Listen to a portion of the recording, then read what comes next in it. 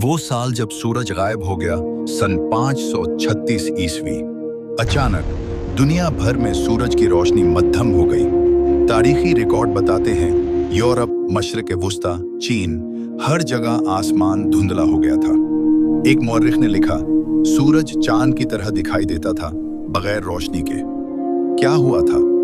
तकरीबन 18 महीने तक दिन के वक्त भी अंधेरा सा रहा। दर्जा हरारत गिर गया, फसलें तबाह हो गईं, गर्मियों में बर्फ पड़ी, कहत फैल गया, लोग भूख से मरने लगे। फिर क्या हुआ? चंद साल बाद ताउन फैल गया, लोग सांस की बीमारी दम घटकर मरने लगे, करोड़ों लोग मर गए। बहुत से माहिरीन उसे इंसानी तारीख का बदतरीन साल कहते हैं। वजह क्या थी? जदीद तहकीक के मुताबिक एक बहुत बड़ा आतिशफशां फटा था।